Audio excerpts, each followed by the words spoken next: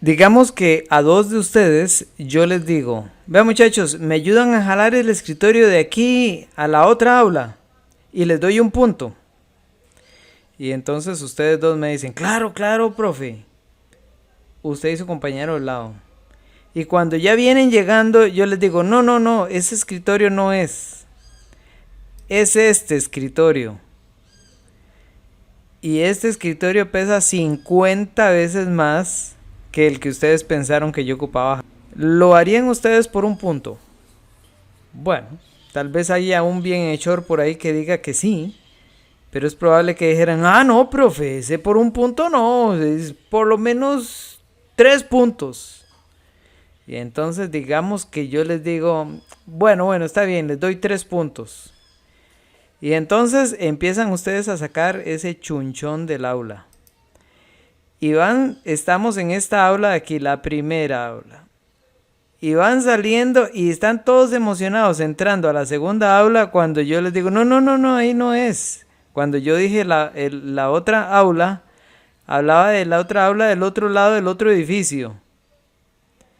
Y van a tener que venirse con ese chunchón por aquí, cruzar aquí, dar vuelta aquí para atrás, luego va para adelante, jalar y viene para acá. ¿Lo harían ustedes por los mismos 3 puntos? Bueno, ahí es donde empieza el vacilón. El asunto es que, como han visto u observado en este ejemplo, el trabajo en el primer caso de mover algo pequeño a mover algo pesado no es el mismo. Y digamos que representamos trabajo con la palabra W, de trabajo, de work en inglés. Entonces, el trabajo va a depender, al haber visto los dos casos, jalar un escritorio liviano, jalar un escritorio pesado, ¿de qué depende entonces? ¿La cantidad de dinero que ustedes cobran o la cantidad de puntos que cobra depende de qué? Exacto, del peso. Entonces podrían decir que es dependiendo del peso del objeto, ¿ok? Pero también, como vimos en el otro caso, no solamente depende del peso, depende de qué también. Muy bien. Entonces dijeron que el trabajo va a depender tanto del peso como de la distancia que se mueva. Y efectivamente, esa es la ecuación de trabajo. Solamente que en vez de peso decimos fuerza, porque el peso es una fuerza. Entonces vamos a decir peso es fuerza por distancia. Y esta es la ecuación de trabajo que nosotros usaremos. Como ven, pudieron llegar a esa ecuación por pura lógica. Ahora, trabajo es fuerza por distancia. Ya que la fuerza se mide en newtons y el trabajo se mide ya que la fuerza se mide en newtons y la distancia se mide en metros, entonces a la unidad newton por metro se le llama julio, que julio es la nueva unidad para medir trabajo. El trabajo se mide en julios entonces. Ok, pero esto es la fórmula general de trabajo. Por supuesto que hay situaciones específicas que varían un poco. Por ejemplo, ¿qué hay si nosotros hacemos el trabajo a una caja aplicándole una fuerza completamente en X, como se ve aquí? Se le está aplicando esta fuerza completamente en X. Pues ahí se aplicará para averiguar el trabajo en el eje X, el valor de la fuerza en X por la distancia.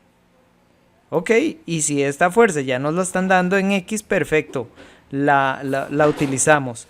Pero ¿qué hay si no me dan el valor de la fuerza en X? Más bien me dan el ángulo en que está la fuerza y el valor total de esta fuerza para averiguar el valor en X. Pues entonces aplico lo que antes sabíamos. Lo que sabíamos de que fuerza en X es igual al coseno del ángulo por el valor de la fuerza en estos casos donde un cuerpo se traslada sobre el piso. Y recordemos que el piso es eje X. Entonces, ahora podemos decir que trabajo en X es fuerza en X por distancia, y como fuerza en X es coseno del ángulo por la fuerza, entonces podemos decir trabajo en X es igual al coseno del ángulo por la fuerza por la distancia, que es no más que lo mismo, o sea, no se confundan, esto es lo mismo de siempre.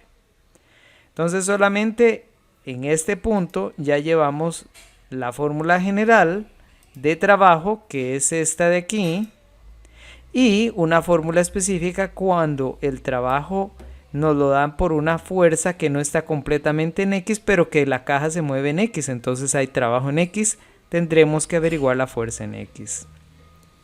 Pero, ¿podrá haber un caso donde se ocupe más bien la fuerza en Y? Por supuesto. Si digamos nosotros tuviéramos una situación donde la caja es alzada por una fuerza como así, por ejemplo, esa es solo una situación, entonces la caja finalmente se va a mover en el eje Y, ¿verdad?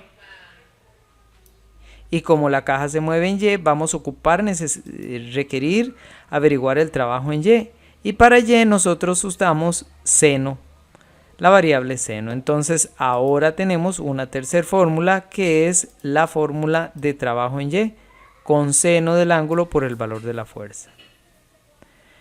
Muy bien, entonces hemos visto tres fórmulas: trabajo en X, fuerza en X. Bueno, más bien las tres fórmulas serán, voy a hacerlo un poquito más pequeño, a ver si me entran las tres fórmulas en la misma página. Muy bien, aquí las tengo. La fórmula general de trabajo, fuerza por distancia.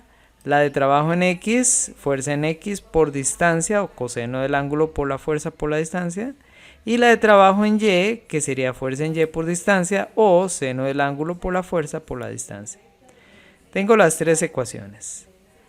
Ahora, también es importante en este punto que nosotros entendamos, para algo que viene más adelante, que el trabajo puede ser dado por dos tipos de fuerzas. Unas que se llaman fuerzas conservativas y otras que se llaman fuerzas disipativas. ¿A qué les suena la palabra conservativo y disipativo? ¿Qué les parece que es? En la conservativa, el trabajo se conserva, no cambia. El trabajo es dado por fuerzas, por ejemplo, la fuerza de gravedad. Es un trabajo donde únicamente el trabajo depende de las posiciones inicial y final de la partícula y no de la trayectoria. Por ejemplo, si nosotros estamos en un edificio muy grande y el jefe del edificio nos dice: mira, joven, ocupo que me lleve este escritorio que tengo aquí desde el último piso del edificio hasta el primer piso, y no nos dicen cómo. Entonces usted dice: claro, jefe, con mucho gusto, dos minutos y se lo pongo en el primer piso. Y el jefe le dice: 2 minutos, claro que sí. Y usted agarra ese aparato y lo hace mandado por la ventana. ¿Verdad que el chunche dura, claro, menos de 2 minutos en llegar al suelo? Muy bien. Y el trabajo que usted requirió fue mínimo. Claro, el chunche nada más se vino en caída libre y llegó hasta el suelo. No depende ese trabajo de si usted lo tiró hacia abajo, si nada más lo soltó, o si usted de pronto lo tiró hacia el horizonte y cayó, o si de pronto lo tiró hacia arriba y luego el escritorio volvió hasta el suelo. Al final del camino siempre va a llegar al suelo. Y al final del camino el trabajo de ir desde la posición A hasta la posición B lo hicieron fuerzas que se llaman conservativas. Fuerzas donde no depende de la dirección o de la distancia que se tomara. En cambio, hay otro tipo de fuerzas que llaman disipativas, donde el trabajo sí depende de la trayectoria. Por ejemplo, en el caso de la fuerza de fricción. ¿Cómo? El trabajo sí depende de la trayectoria. Recuérdense de este caso, donde usted tenía que llevar el escritorio desde aquí, desde la primera aula, hasta la primera aula del edificio, del segundo edificio hasta acá. Ese trabajo sí depende de la distancia. O sea, usted no va a cobrar lo mismo por llevarlo de aquí a aquí que por llevarlo siguiendo toda esta trayectoria, porque aquí hay desgaste de energía, aquí hay pérdida por fricción de la energía. Entonces el trabajo en este segundo caso es dado por fuerzas disipativas, mientras que si usted agarra un escritorio desde aquí y lo tira hasta abajo, es dado por fuerzas conservativas. Y por eso llegamos a la conclusión de que el trabajo total de cualquier cuerpo siempre es dado por el trabajo que hacen las fuerzas conservativas más la resta del trabajo que hacen las fuerzas disipativas. Y por lo tanto, el trabajo de las fuerzas disipativas va a ser fricción por distancia, mientras que las conservativas, fuerza por distancia. ¿Ok? Muy bien. Por otro lado, tengo una pregunta, chicos. Digamos que ustedes están en una carrera de carros, ¿ok? Y tienen el carro rojo y el carro amarillo. Este carro rojo recorre 1 kilómetro en 5 segundos, mientras que el carro amarillo dura 10 segundos. ¿Cuál es más potente, el rojo o el amarillo? Parece que el rojo, ¿verdad? Porque deducimos que la potencia va a ser... los dos tienen que hacer el mismo trabajo. ¿Y cuál es? Recorrer 1 kilómetro. El mismo trabajo van a hacer. Pero uno lo hace en menor tiempo y el otro en mayor tiempo. Entonces, la fórmula de trabajo, ¿cómo podría ser? ¿Trabajo qué? Potencia es igual a trabajo ¿qué? Multiplicada por tiempo, sumada, restada o dividida entre tiempo. ¿Qué creen ustedes?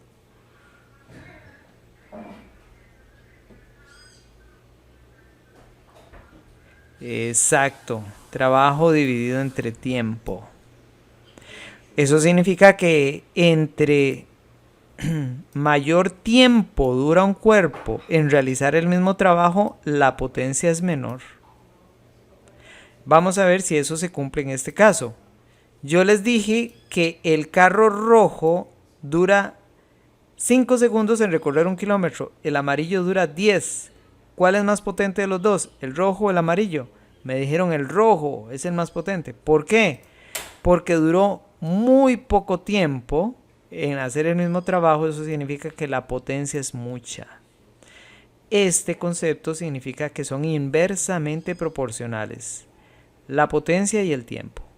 Entre menor tiempo dura es más potente, entre mayor tiempo dura es menos potente. Y por esa razón es que la ecuación de potencia es esta. Potencia es trabajo entre tiempo. ¿Ok? Ya que el trabajo se mide en julios y el tiempo se mide en segundos, a la unidad julio sobre segundo se le llama watt. ¿Cómo? Watt. ¿Qué? Watt. Watt. Yes, watt. Watt es la unidad de trabajo. Y un watt es un julio por segundo o un newton por metro sobre segundo. Eso es solo para que tengan el dato. Pero básicamente la potencia se mide en watts. Por ejemplo, la potencia de un bombillo. Ahí cuando uno va al supermercado a comprar bombillos, uno dice, busco un bombillo de 100 watts. Eso significa la potencia del bombillo. Y entre más wattaje tenga es más luminoso. Un bombillo de 25 watts ilumina poco comparado con uno de 100 watts. Pero profe, ¿por qué si no se están moviendo los bombillos tienen wattaje? Porque se refiere a la cantidad de electrones que puede mover por cada segundo dentro del filamento del bombillo. Pero ya ese es otro concepto de electricidad. Pero al final del camino se mide la potencia. Muy bien. Ahora vean esta situación, chicos. Digamos que de acuerdo a este ejercicio hicimos algunas mediciones de fuerza y de longitud en metros y obtuvimos una gráfica de fuerza versus distancia que el cuerpo recorrió al ser colgado. O sea, este cuerpo tiene una fuerza permanente de 0.68, vamos a ver si lo ampliamos, aquí de 0.68 newtons, aquí 0.07, esa es la masa y en newton sería 0.68. Muy bien, y por otro lado la longitud que recorre esto es 0,77 metros. ¿Creen ustedes que con estos datos de esta gráfica podamos nosotros averiguar el trabajo que realiza esta masa en moverse de aquí hasta acá? ¿Se podrá averiguar el trabajo? Sí, es posible averiguarlo. Porque trabajo en el caso de gráficas de fuerza versus longitud, el trabajo es el área bajo la curva.